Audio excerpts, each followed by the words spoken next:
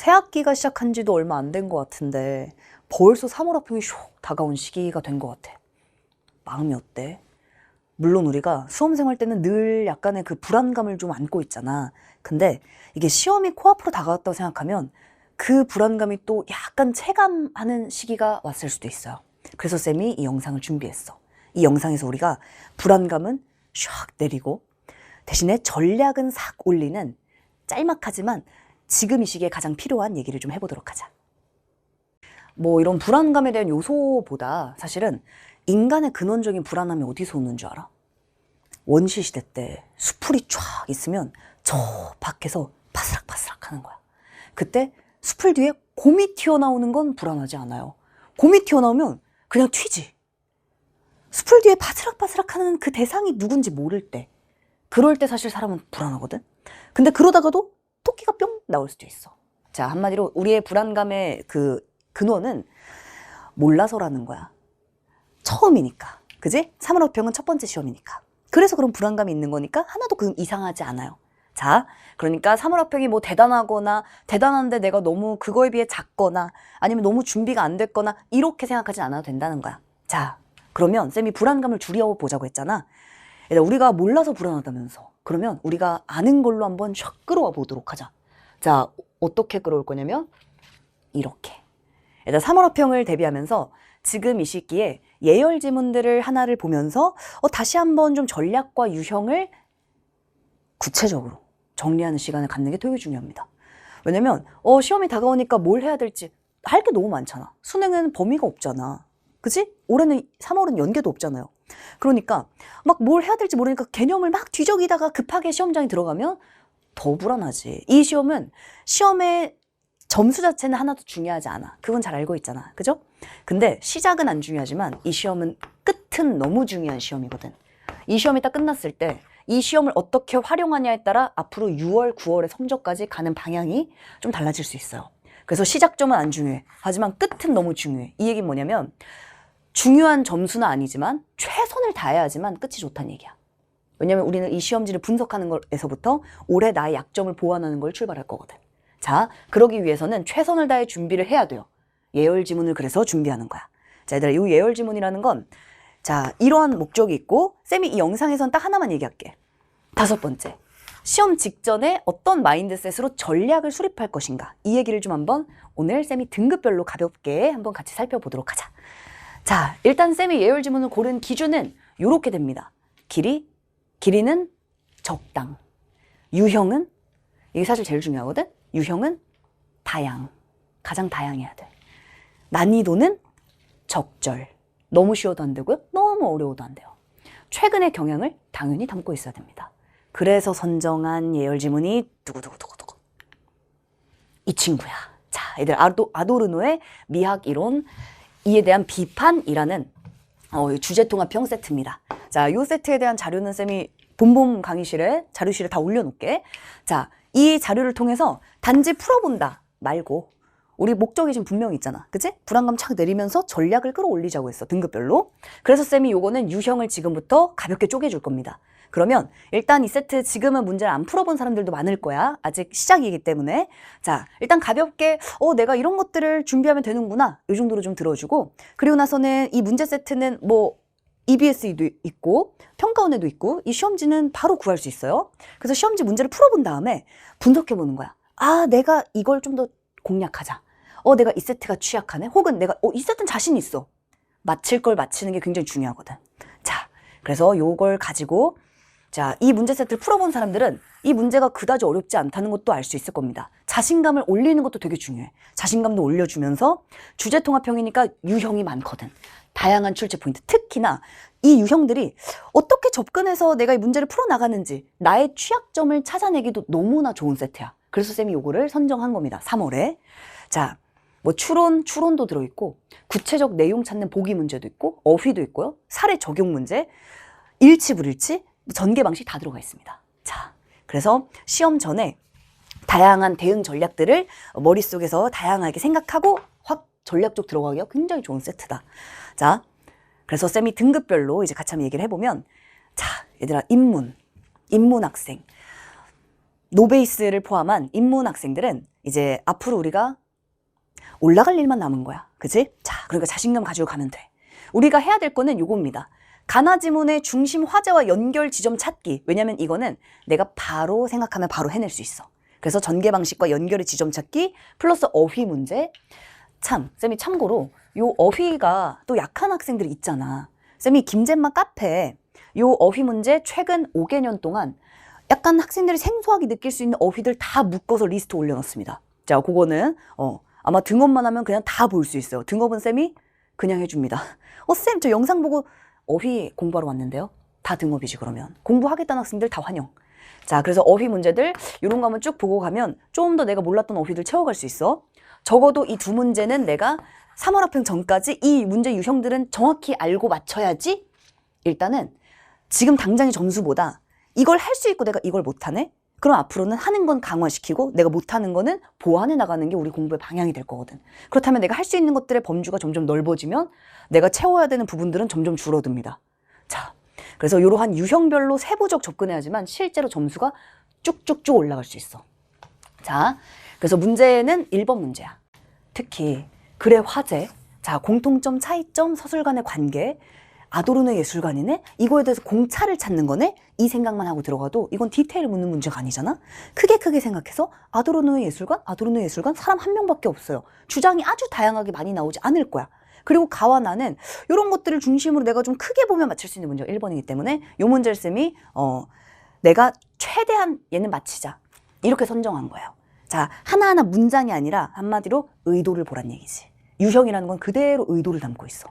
자, 얘들 2번 문제도 쌤이 사실은 욕심적으로는 여기에 넣었어요. 2번도 아도르노가 보는 대중예술에 대한 예로 적절하지 않은 것은 이렇게 돼 있잖아. 자, 물론 적절한 게 4개나 된다는 얘기겠네? 그럼 아도르노가 적어도 대중예술에 대한 얘기를 막 할 거야. 그럼 우리는 지문 읽기 전에 알잖아. 이 지문이 어떻게 흘러갈지. 아도르노가 대중예술에 대해서 자기 주장을 막 얘기하겠구나. 그렇다면 아도르노가 보는 대중예술이란 뭘까? 이거네? 이거네? 이거네? 정답 찾을 수 있지 않겠어? 찾을 수 있어요. 그래서 쌤이 이렇게 선정한 거야. 그래서 핵심은 문장을 쭉 읽고 그냥 쭉 풀어야지 이게 아니라 의도에 따라서 접근하고 문제를 한번 풀어보자. 그러면 사고의 과정을 확 좁힐 수 있어. 출제자가 요구하는 대로. 그걸 그대로 보여주는 것들이 유형이야 지금. 잘 따라오고 있지? 일단 3번.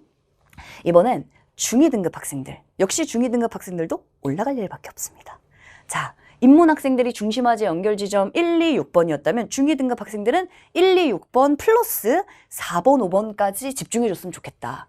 자, 뭐냐면 서로 다른 견해 대비 지점을 정확하게 물어본 문제야. 자, 의도가 있다는 거지. 아도르노의 관점을 바탕으로 니은에 대해 반박 적절이에요. 일단 평가원에서의 적절 스타일은 핵심을 묻는 문제야. 핵심. 핵심은 디테일이 아니고 핵심이기 때문에 정답은 뭐야? 하나야. 자, 이 문제는 하나하나의 선택지를 보고 제치는 스타일이라기보다는 적어도 내가 이 문제에 접근할 때 아도르노의 주장을 바탕으로 기억을 뭐라고 비판할까? 대략 정답 생각하고 다이렉트로 때려야 되는 스타일이 4번입니다. 훨씬 의도적이지, 이 문제 스타일이. 그래서 이 문제를 풀 때 나의 사고의 과정은 범주가 엄청 좁아져 있어. 그걸 가지고 내가 정답을 가는 거기 때문에 이런 의도와 전략을 가지고 접근하면 속도도 올라가고 훨씬 더 정확하게 풀어낼 수 있어요. 그래서 우리가 문제를 풀 때 문제를 먼저 훑어보고 지문으로 들어가는 건 나에게 결국은 이런 걸 요구하니까 아, 내가 이 생각을 해야 되겠네? 이런 부분을 봐야 되겠네? 이게 평가원이 요구하는 사고와 태도를 잡고 들어가는 거지. 그러면 좀 더 전략적으로 이 문제 해결할 수 있어. 내가 4번을 틀렸다고 생각해봐. 그러면 쌤이 아까 시작보다 끝이 더 중요하다고 했잖아. 시험이 다 끝났어. 내가 4번을 틀렸어. 그렇다면 나는 뭘 해야 될까 지금부터? 그냥 단순히 처음부터 똑같이 지문 읽고 똑같이 문제 풀고 그냥 하던 대로 하자? 그러면 나의 취약점을 보완할 수 있겠어? 아니, 좀 더 쌤이 좀 쉽게 말해보면 쌤이 매년 가장 안타까운 게 뭐냐면 시험이 딱 끝나잖아요. 그러면 내가 뭐가 부족한지를 모른 채로 다시 공부를 시작해. 자, 이건 내비를 찍지 않고 어딘가로 떠나는 것과 똑같은 거야. 내비는 유형 안에 들어있어. 그래서 지금 우리가 유형별로 나의 취약 지점, 내가 어떤 것들을 공략할 수 있을까? 이런 생각이 없이는 사실은 전략적이고 내가 원하는 최상의 점수를 받는 건 불가능합니다. 자, 왜냐? 결국은 시험이라는 건 80분 안에 제한된 시간 안에 아주 정확하게 속도감 있게 풀어내야 되잖아. 전략 없이는 안 되지. 전략이라는 건 스킬이 아니에요. 의도를 파악하는 거지. 의도 파악이라는 게 수능 시험에서 가장 중요한 건데. 자, 그래서 상위권을 갈수록 그런 실전 감각들이 쫙 올라가야 돼. 그거 지금부터 잡아가는 거 되게 중요해. 자, 얘들 5번 마찬가지. 아도르노와 나의 글쓴이의 관점을 설명한 내용 적절하지 않은 것은 이것도 관점 비교 문제입니다. 그래서 내가 4번과 5번 문제 같은 경우를 내가 잘 모른다? 이 얘기는 내가 어떤 것들을 전략적으로 들어가서 견해의 대비 지점이 뭔지를 몰랐다는 얘기구나. 그렇다면 다음번에 내가 독해할 때는 이 사람과 이 사람이 여기서 부딪히네? 여기서 부딪히니까 이걸 비판하겠네? 여기서 부딪히니까 견해는 이렇게 다르게 나오겠네? 얘가 답이겠네? 이 생각을 내가 좀 더 잘해야 되겠다. 다음번엔 그렇다면 내가 견해가 부딪히는 지점에 좀 더 집중할 수 있겠지. 그지? 그러한 나의 취약점을 포착해야 된다는 거죠.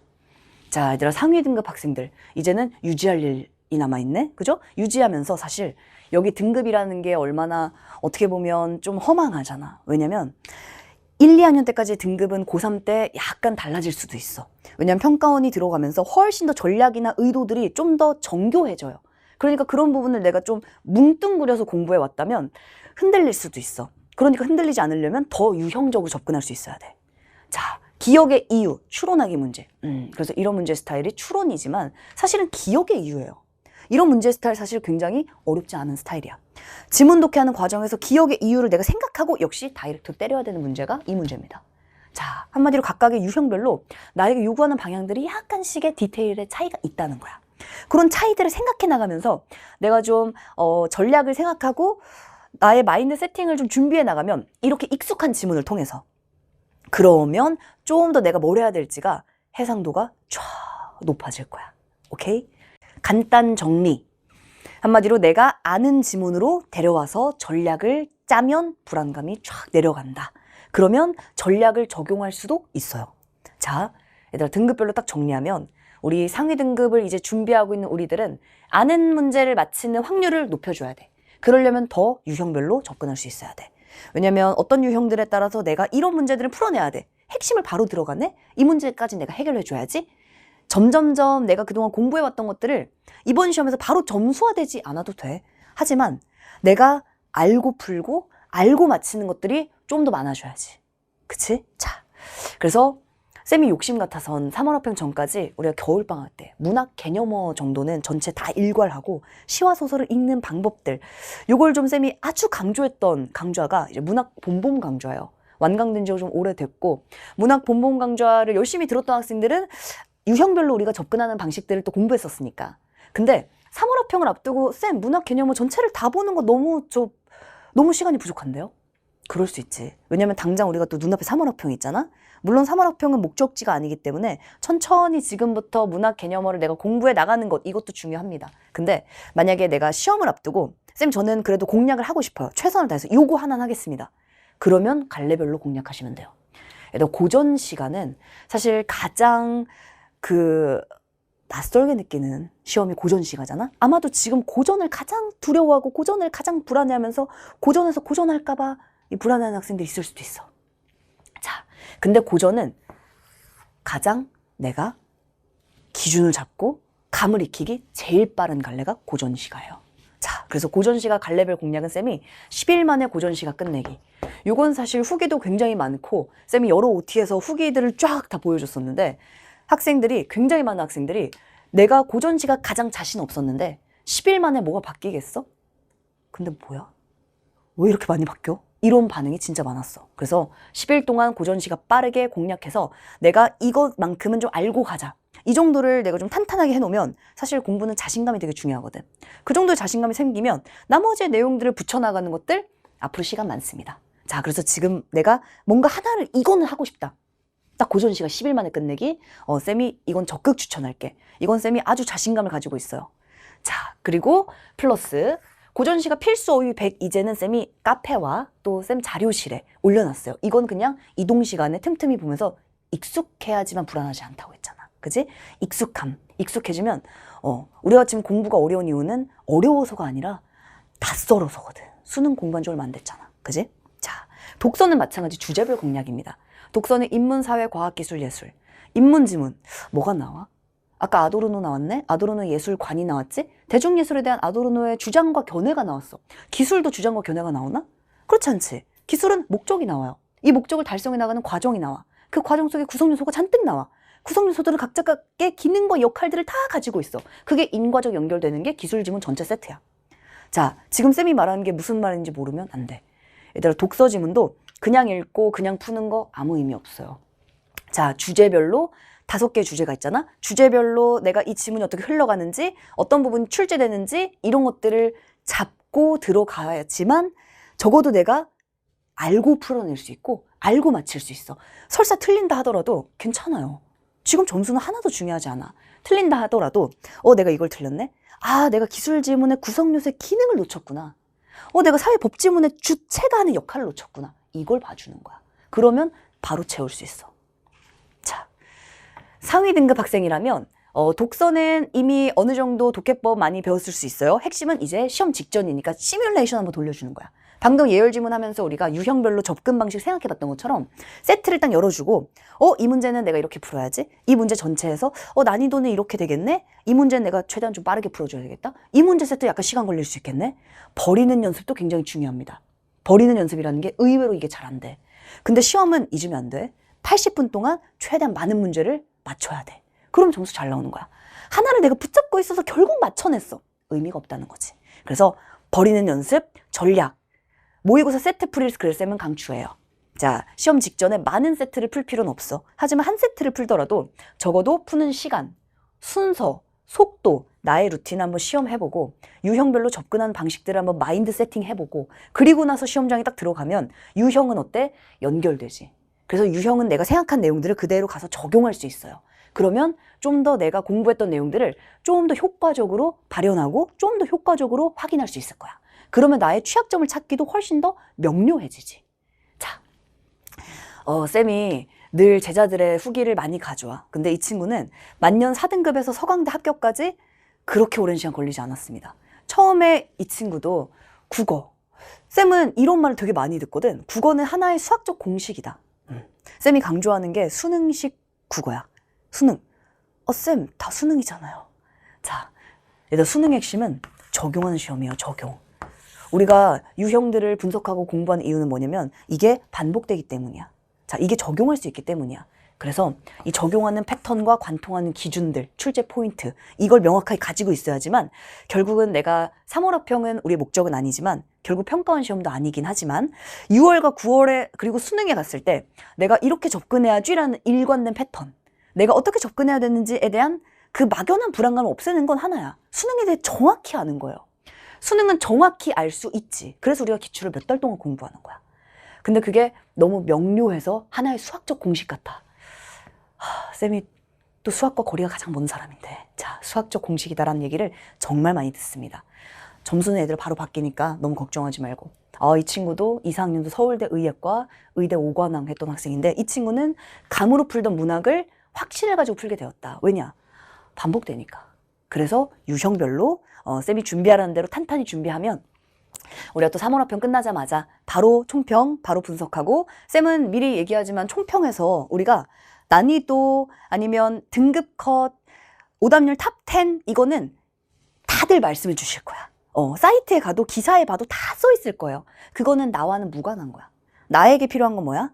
내가 이 문제 틀렸네. 1번 문제 틀렸네. 내가 어떤 유형에 취약한 거지? 내가 1번 틀렸다는 건 뭘 놓친 거야? 다음번에 이걸 보면 되겠네? 내가 개념 정의를 놓쳤어? 다음번에 개념 정의된 거 무조건 봐야 되겠다. 개념 정의를 어떻게 찾지? 이렇게 평가하는 개념을 정의하는구나. 이렇게 접근해서 들어가면 다음번에 그 문제 맞히는 거거든. 3월 합평 끝나고 우리는 그렇게 유형별로 체계적으로 아주 세부적으로 정교하게 그렇게 분석해 나가서 6평, 9평 수능 때까지 내가 원하는 점수를 반드시 얻어내보도록 하자. 자, 그러니까 불안하지 말고 같이 열심히 달려보는 거야. 아시겠죠? 하지만 이건 안 돼. 누구인가? 누가 쇼츠 넘기는 소리를 내는가?